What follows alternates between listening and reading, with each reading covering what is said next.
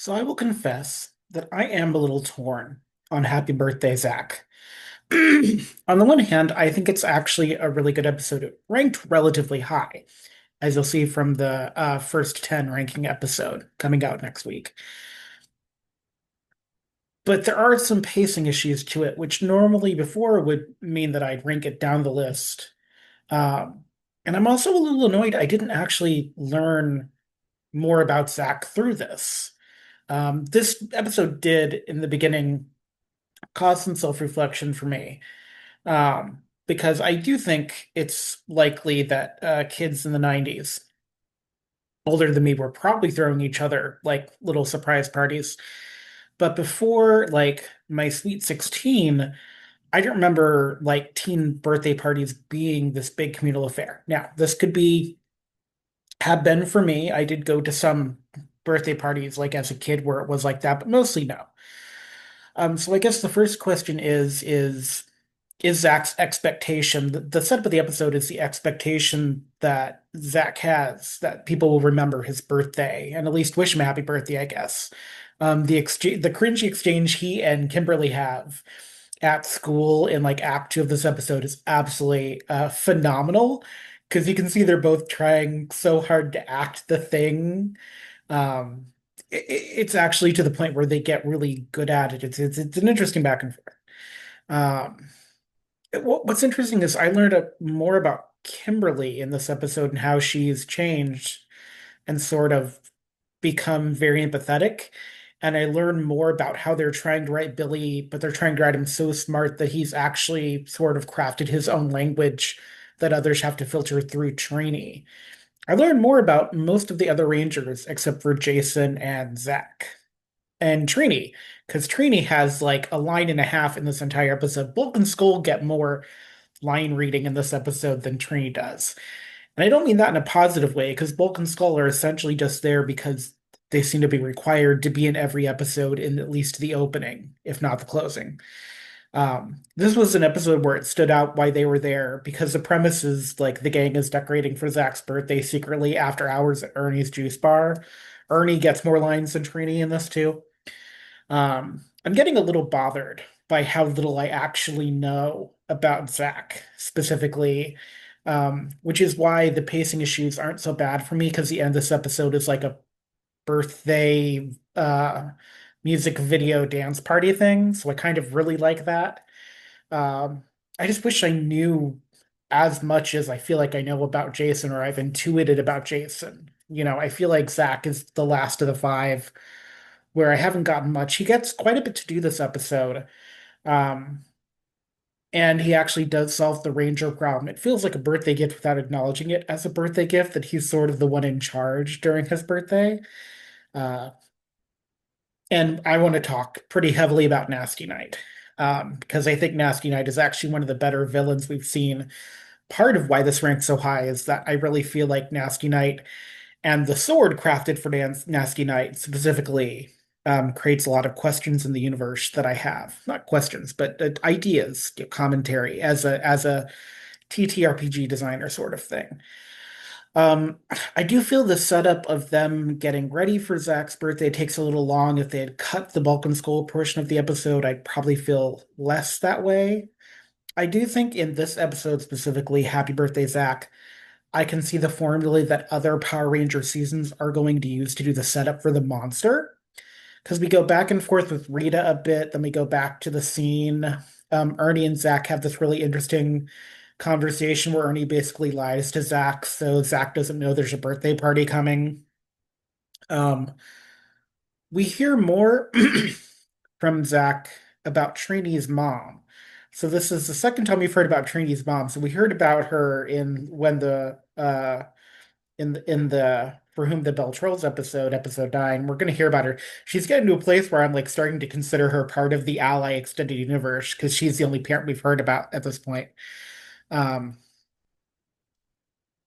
it's so interesting. I feel like I know more about Trini's mom. Like narratively speaking, I'm starting to build a profile about her than I necessarily do about Trini herself.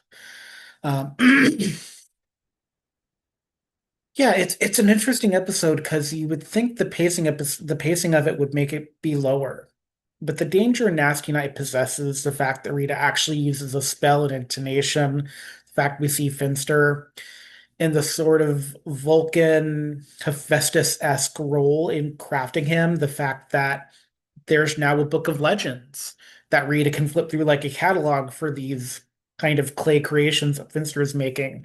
We hear about another planet, Tarmac 3, so we hear more about kind of Rita deciding to take on the champions of the universe, is what you can sort of intuit from this a little bit. We're learning a little bit more about Rita from time to time. The whole gang goes down to the surface for this. There's a great moment where Squat nearly blows everybody up, which was super cool. Like he had some like colored things in his pocket that exploded, or his little bag thing, which was really cool. Um, we very rarely see Goldar interact with Zack, so that was kind of cool to see. Nasty Knight has a really nice design. It is very knight-like. It is very English knight, um, but it works. It has almost the same color scheme as Jared has, but without the lion on the chest. Um, And Nasty Knight is interesting too because as a villain, he actually would already be kind of fearsome because he comes with armor. But also, it's really interesting because they forge a sword specifically for him that he does not necessarily already have. I can't tell if he always had this sword, but it's this nasty sword because he's Nasty Knight because Rita wants him to be nasty. She keeps using the word nasty. I feel like I'm in a Janet Jackson music video. Uh, and it's this idea that the sword is this indestructible way to destroy other weapons, and that Rita can just make this. And it actually works on the Ranger's power weapons, and it actually works on the power sword before the Zack decides it's about how energy is being reflected. Now, we don't see how that connects. We get a really great visual of how the Megazord responds and diffuses the power and beats Nasty Knight, but they never actually qualify either how Zack figured out how to reflect it or what that means mechanically. So, like, if you were building this episode as an episode, you do one, it would be longer. Um, and in later parts of season one and season two, it could be a thing where the Rangers are kicked out of the Megazord and have to come back to it, sort of thing. Like you could really like this is an episode where you could potentially stretch it out just because of how big a villain this is. And I mean that with good intent. I think that might have helped the pacing if this had actually been a two-parter episode potentially. So Happy Birthday, Zach was a bit of a mixed bag, but it was so much in the good category that it went much higher on the list. I actually really struggled with, is this a better episode than I Guy? Because that's sort of a gold standard for these sort of episodes for me. And I decided because of the villain, it ranked fairly high up. Um, it maybe did want to learn more about Zack. He seems to be like a really well-loved member of the community. You know, they devote a like dance party to him essentially. And I get the sense it's not just because he's a Power Ranger. Oh, there's a great line here too, where Jason and Ernie have a discussion where Ernie's like, people are saying the Power Rangers are just humans. And Jason like straight up lies to face and he's like, no, no, they're aliens from another world, which is going to be true in a couple of seasons. So it's kind of funny, but it's also like the Power Rangers know who they are and they sort of have to pretend that they're not that. And they don't need to actually lie to Ernie. Like it's just like a rumor. And apparently they've been on the news at this point. That doesn't mean they got interviewed. They will get interviewed at some point. There are a couple episodes between now and season three where that'll happen. But it's this idea of that in the background of all these adventures they're having, um, that the news is aware of them.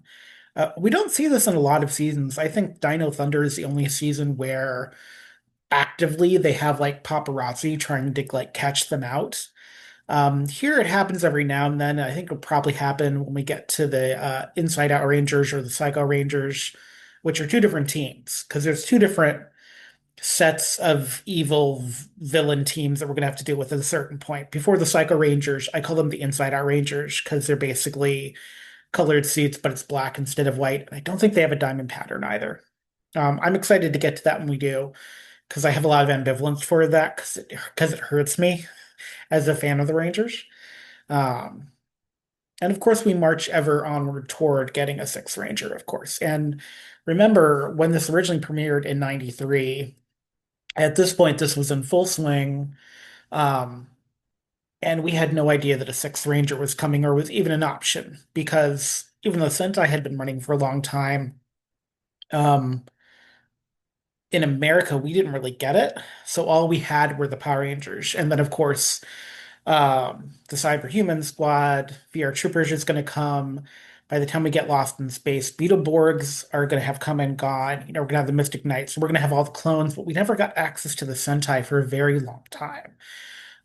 So right now, by the time we get to episode 10, and why I'm doing my ranking reveals in like 5 episode increments, is because by the time we get to Tommy, this is going to be an established dynamic that this is a dynamic we know.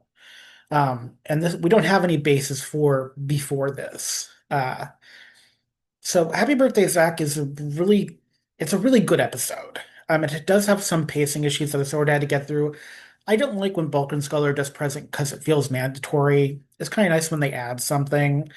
There is this weird, interesting tension I, as a narrative storyteller, have with Bulk and Skull in that they bring out some of the bad sides of the Rangers, but it's very clear. Like when we get to the dream sequence episode where they become Power Rangers, it's very clear that they could have done it had they made other choices, which is how I approach with them and their characters inside my tabletop gaming group. Yeah, so that's Happy Birthday, Zach. I think it was really cool.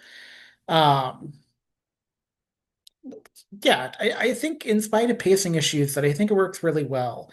I like the idea of, even though we don't know how long they've been friends, it's at least long enough that it's important to throw a birthday party for Zach and to get the community involved. And I think that's really neat. I'm really excited to see sort of where it goes because we have some really great episodes coming up that are I'd argue the next 2 episodes are two of the most well-known episodes because No Clowning Around, which is a centerpiece of the tabletop game, and Power Ranger Punks, which is one of the most memed episodes of the Power Rangers, uh, are both coming up next. And so I think they'll rank fairly high. I actually have done some fiddling because I had an episode I didn't want to fall out of the top 5, and I'm not sure it can survive No Clowning Around and Power Ranger Punks.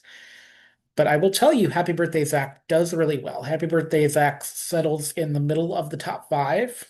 And I think, barring something really big, it'll probably be there. Because Nasty Knight, who is in the tabletop game core rulebook for you to use, and his nasty sword is actually a really fierce villain that could cause a lot of problems for your tabletop game. Anyway, that's me.